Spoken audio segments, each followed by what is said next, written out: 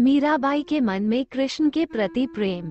मीराबाई के बालमन में कृष्ण की ऐसी छवि बसी थी कि यौवन काल से लेकर मृत्यु तक मीराबाई ने कृष्ण को ही अपना सब कुछ माना। जोधपुर के राठौड़ रतन सिंह जी की इकलौती पुत्री मीराबाई का जन्म 16वीं शताब्दी में हुआ था। बचपन से ही वे कृष्ण भक्ति में रम गई थीं। मीराबाई का कृष्ण प्रेम बचपन की एक घटना की वजह से अपने चरम पर पहुंचा था। मीराबाई के बचपन में एक दिन उनके पड़ोस में किसी बड़े आदमी के यहाँ बारात आई थी। सभी स्त्रियां छत से खड़ी होकर बारात देख रही थी। मीराबाई भी बारात देख रही थी। बारात को देख मीरा ने अपनी माता से पूछा कि मेरा दूल्हा कौन है। इस पर मीराबाई की माता ने कृष्ण की मूर्ति के तरफ इशारा करके कह दिया कि वही तुम्हारे दूल्हा हैं। ये बात मीराबाई के बालमन में एक गांठ की तरह बंध गई। बाद में मीराबाई का विवाह महाराणा सांगा के पुत्र भोजराज से कर दिया गया। इस शादी के लिए पहले तो मीराबाई ने मना कर दिया, पर जोर देने पर वो फूट फूट कर रोने लगी और विदाई के समय कृष्ण की वही मूर्ति अपने साथ ले गई जिसे उनकी माता ने उनका दूल्हा बताया था। मीराबाई ने लज्जा और परंपरा को त्याग कर अनूठे प्रेम और भक्ति का परिचय दिया था। विवाह के 10 बरस बाद इनके पति का देहांत हो गया था। पति की मृत्यु के बाद ससुराल में मीराबाई पर कई अत्याचार किए गए। इनके देवर राणा विक्रमजीत को इनके यहाँ साधु संतों का आना जाना बुरा लगता था। पति के परलोकवास के बाद इनकी भक्ति दिन प्रतिदिन बढ़ती गई। ये मंदिरों में जाकर वहां मौजूद कृष्ण भक्तों के सामने कृष्ण जी की मूर्ति के आगे नाचती रहती थीं। कहते हैं मीराबाई के कृष्ण प्रेम को देखते हुए और लोक लज्जा के वजह से मीराबाई के ससुराल वालों ने उन्हें मारने के लिए कई चालें चली, पर सब विफल रहीं। घर वालों के इस प्रकार के व्यवहार से परेशान होकर वह द्वारका और वृंदावन गई। मीराबाई जहाँ जाती थी वहाँ उन्हें लोगों का सम्मान मिलता था। मीराबाई कृष्ण की भक्ति में इतना खो जाती थी कि भजन गाते गाते वो नाचने लगती थी।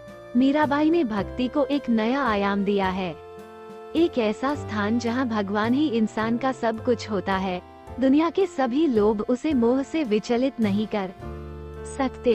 एक अच्छा खासा राजपाट होने के बाद भी मीराबाई वैरागी बनी रही। मीरा जी की कृष्ण भक्ति एक अनूठी मिसाल रही है।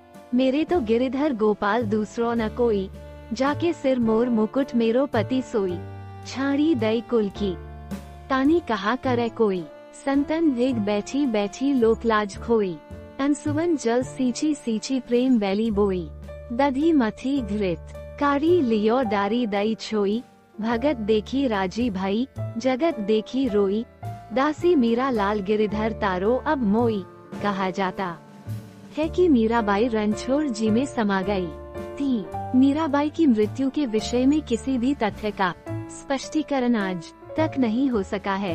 एक ऐसी मान्यता है कि मीराबाई के मन में श्री कृष्ण के प्रति जो प्रेम की भावना थी वो जन्म जन्मांतर का प्रेम था। मान्यता अनुसार मीरा पूर्व जन्म में वृंदावन मथुरा की एक गोपिका थी। उन दिनों वह राधा की प्रमुख सहेलियों में से एक हुआ करती थी और मन ही मन भगवान कृष्ण को प्रेम करती थी।